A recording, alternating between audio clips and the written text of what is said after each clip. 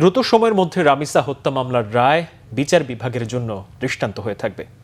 তবে তনু আসিয়া ধর্ষণ হত্যা মামলার রায় কার্যকরে বিলম্ব হওয়ায় সিনিয়র আইনজীবীরা হতাশা প্রকাশ করেছেন। এজন্য রাজনৈতিক হস্তক্ষেপ, মামলা জট এবং বিচারক সংকটের কথা উল্লেখ করেছেন তারা।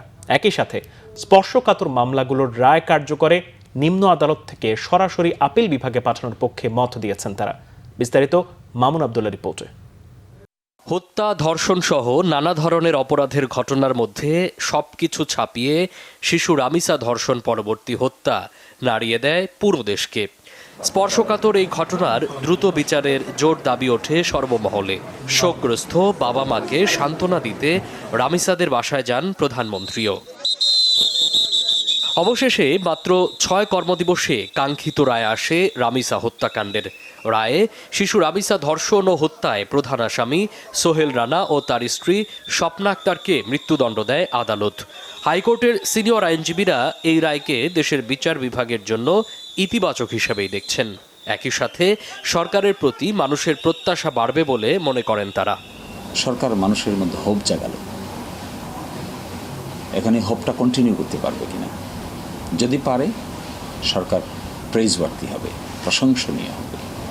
আর যদি এই হোপটা ভবিষ্যতে জাগিয়ে রাখতে না পারে, তাহলে ক্রিটিসিজমের মুখে পড়বে, সমালোচনার মুখে পড়বে। তো সরকারের দায়িত্ব আরও বেড়ে গেল। আগে তো মনে করতে সম্ভব হয় না, এখন তো দেখছে সম্ভব।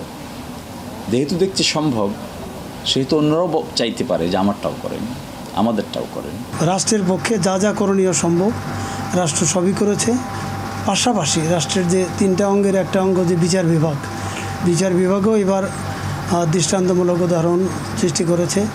কারণ এত অল্প সময়ে একটা ধর্ষণ এবং হত্যা মামলার রায় দেওয়া, এটা খুব ডিফিকাল্ট জব। কারণ বিচারকের সংখ্যা কম, মামলার সংখ্যা বেশি। এর আগেও তনু, আসিয়া সহ অসংখ্য চাঞ্চল্যকর হত্যা মামলার রায় হলেও তা বাস্তবায়ন নিয়ে হতাশা প্রকাশ করেন আইনজ্ঞরা।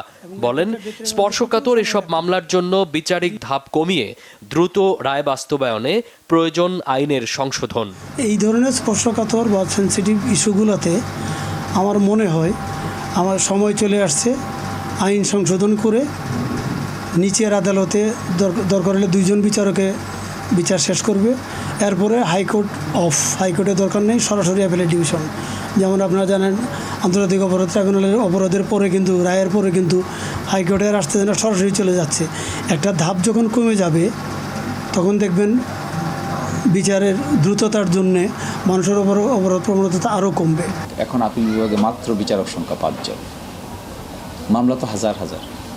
আমি স্ট্যাটিস্টিক্স দিয়ে দেখিয়েছিলাম, একজন মাননীয় বিচারপতির কাছে 6440টা মামলা পড়ে। নিয়ম অনুযায়ী, সিস্টেম অনুযায়ী সাল ওয়াইজ যদি মামলা শুনানি করেন, তাহলে সপ্তাহে 24 ঘন্টা কাজ করলেও প্রতিদিন কারো পক্ষেই এটা নিষ্পত্তি করা সম্ভব না। তাহলে এখন সরকারের সামনে অপশন, তারা কি 1-2টা মামলা ফাস্ট ট্র্যাক করবেন? রামিসা ধর্ষণ ও হত্যা মামলার রায় হাইকোর্ট ও আপিল বিভাগেও বহাল থাকবে এবং রায় দ্রুত কার্যকর হবে বলে আশা এই 2 সিনিয়র আইনজীবীর। সেন্সিটিভিটির জন্যই কিন্তু এত দ্রুত এটা শেষ হয়েছে। মামুন আবদুল্লাহ, বাংলা ভিশন, ঢাকা।